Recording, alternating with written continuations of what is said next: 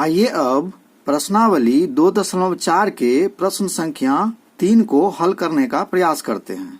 तो प्रश्न संख्या 3 में दिया हुआ है कि k का मान ज्ञात कीजिए जबकि निम्नलिखित स्थितियों में से प्रत्येक स्थिति में x-1 px का एक गुणनखंड हो।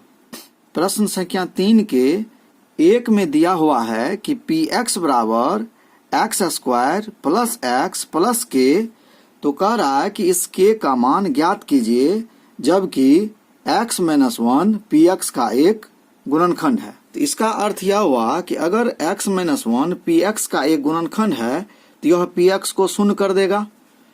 तो चलिए सबसे पहले x-1 का शून्य ज्ञात कर लेते हैं।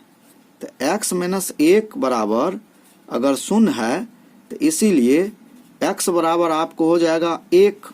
अब x के जगह पर 1 मान रखने पर यानी कि p इंटू 1 इक्वल x² यानी कि 1 का स्क्वायर प्लस x यानी कि प्लस 1 प्लस k, यह हो जाएगा 1 plus 1 plus k equal 2 plus k। अर्थात x-1 अगर px का गुणनखंड है तो p1 बराबर 0 होना चाहिए। तो अब लिखेंगे यहाँ अतः p1 इक्वल 0। तो p1 का मान हमको 2 प्लस k निकला है, यहाँ लिखेंगे 2 प्लस k इक्वल 0। तो इसीलिए k इक्वल -2, यही आपका आंसर हो जाएगा। प्रश्न संख्या 2 में दिया हुआ है कि px बराबर 2x² plus kx plus √2। x-1 px का एक गुणनखंड है, तो अगर यह px का गुणनखंड है तो x-1 बराबर 0 हो जाएगा। तो इसलिए x का मान 1 होगा। तो x का मान px में रखने पर तो p इंटू 1 इक्वल 2 इंटू 1 का square plus k into 1 plus √2। 2 into 1 का स्क्वायर 2 हो जाएगा प्लस k इंटू 1 बराबर k हो जाएगा प्लस √2। तो यह हो जाएगा k प्लस 2 प्लस √2। अगर x-1 px का गुणनखंड है तो इसका मतलब p1 का मान 0 के बराबर होना चाहिए। तो अतः p1 इक्वल 0। तो p1 का मान आपको यहाँ इतना निकला है। p1 के जगह पर आप रख दीजिए k प्लस 2 प्लस √2 बराबर 0।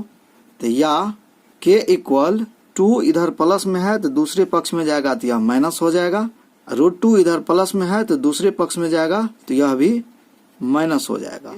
k इक्वल -2 माइनस √2, इसीलिए k बराबर हो जाएगा, माइनस को कॉमन लेंगे तो यह माइनस हो जाएगा 2 प्लस √2।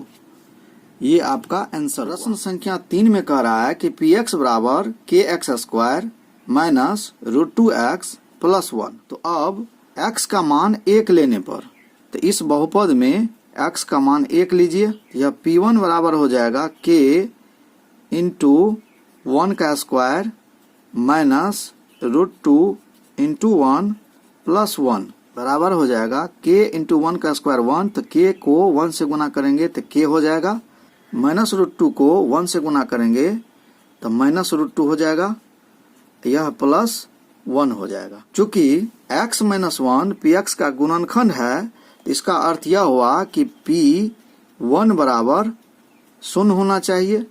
तब k माइनस √2 प्लस 1 बराबर 0 होगा। तो यह कहाँ से आया? तो यह गुणनखंड प्रमेय से आया। इसको क्या लिखेंगे? तो k बराबर माइनस √2 दूसरे पक्ष में जाएगा तो यह प्लस √2 हो जाएगा, प्लस 1 है तो दूसरे पक्ष में यह -1 हो जाएगा। तो इसीलिए k बराबर √2 -1, यही आपका आंसर होगा। प्रश्न संख्या 4 में कह रहा है px बराबर kx² minus 3x plus k। x-1 को एक बहुपद दिया हुआ है जो इसका गुणनखंड है। इसका मतलब यह हुआ कि x-1 बराबर 0, तो इसीलिए x बराबर 1 हो जाएगा।